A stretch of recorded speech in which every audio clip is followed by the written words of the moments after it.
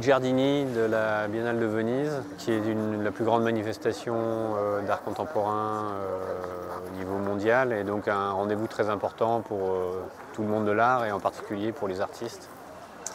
Derrière moi, le pavillon français, dans lequel j'ai le plaisir d'intervenir cette année.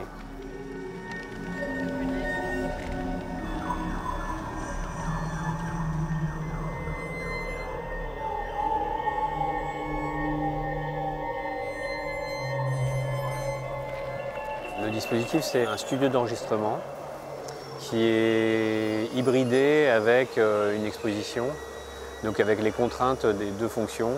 La fonction de l'exposition avec la réception d'un public très nombreux, parce qu'il y a 500 000 visiteurs étalés sur toute la durée de la biennale.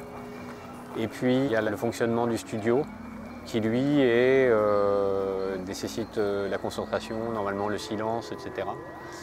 Et donc cette tentative d'hybridation a pour but de mettre en contact le public avec des moments de création musicale et de côtoyer la musique quand elle n'est pas encore figée, quand elle n'est pas encore enregistrée.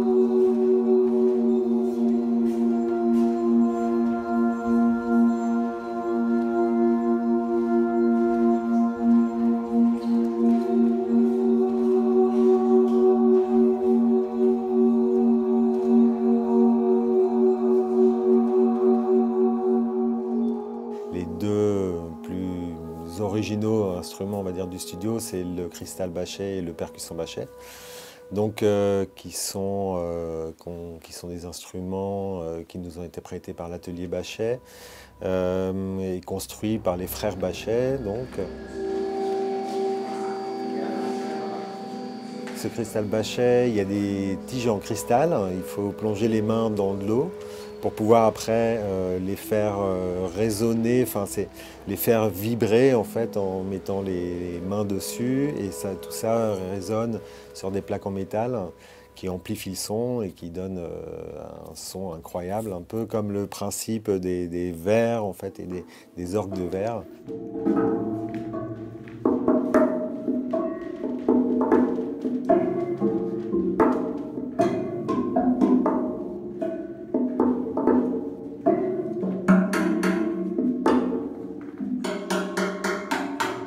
Et la percussion Bachet, donc là c'est plutôt, les deux sont des instruments ludiques, mais la percussion encore plus en fait, parce qu'il faut vraiment taper un peu partout pour faire sortir des sons, donc ça fait quand même des sons assez métalliques, qui sont en même temps un peu boisés quand même, je trouve, avec les résonateurs en fait, qui sont en bois là, en fait, sur celui-ci. Et voilà, alors après avec la prise de son, on arrive à avoir des sons très graves en fait, et très résonnants, c'est vraiment très joli.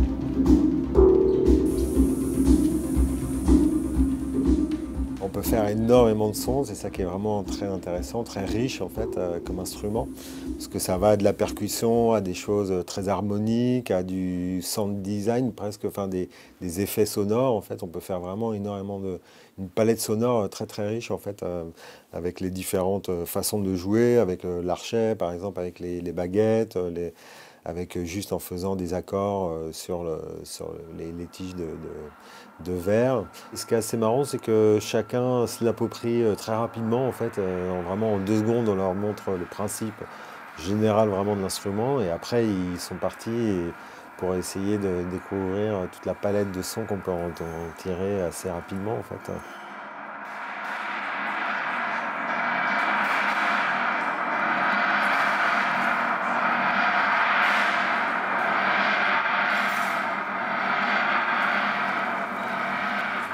Ils sont à la fois très, très prisés des musiciens qui savent, qui connaissent leur rareté, qui sont contents d'en avoir sous la main. mais aussi qui ont un effet immédiat sur le public, non seulement visuellement, par leur côté, leur qualité sculpturale, mais aussi par leur capacité de projection, je dirais, d'univers très fort, de par leur son. Et c'est étonnant de voir comment ces instruments qui ont une signature très forte sont utilisés différemment par les uns ou les autres.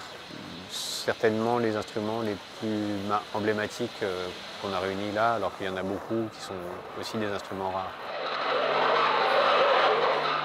C'est une curiosité parce qu'on ne connaît pas la nature de l'instrument, donc c'est pas comme si on était devant un piano ou un violon.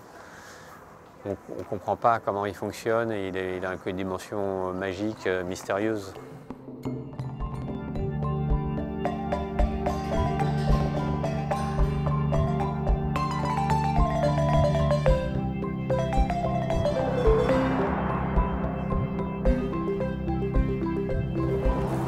Ils rejoignent très bien la tentative globale qui est de combiner l'univers du visuel, celui des arts visuels et celui de la musique, comme des formes qui s'emboîtent presque l'une dans l'autre.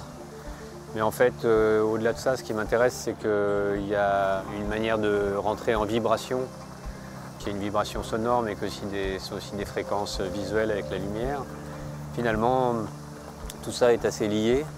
Et quand on arrive à bien le faire cohabiter, comme par exemple dans certains cas au cinéma ou en opéra ou ici d'une manière très différente, ça peut non pas additionner les choses mais les multiplier. Et comme ce sont des instruments qui sont non pas à moitié des sculptures et à moitié des instruments, mais qui sont complètement des sculptures et complètement des instruments de musique, ils trouvent tout à fait leur place ici et ils sont tout à fait en adéquation avec le projet.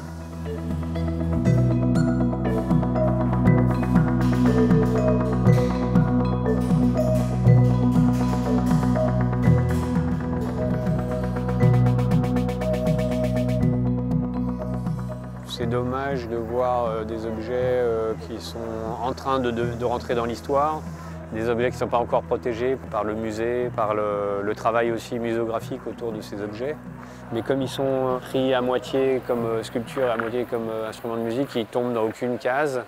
Et donc il y a un travail à faire que je souhaite, avec mes petits moyens, alerter ou permettre que ces objets rentrent au musée, qu'ils soient aussi préservés et inventoriés correctement. Et je pense qu'ils ont une valeur historique importante. Oui.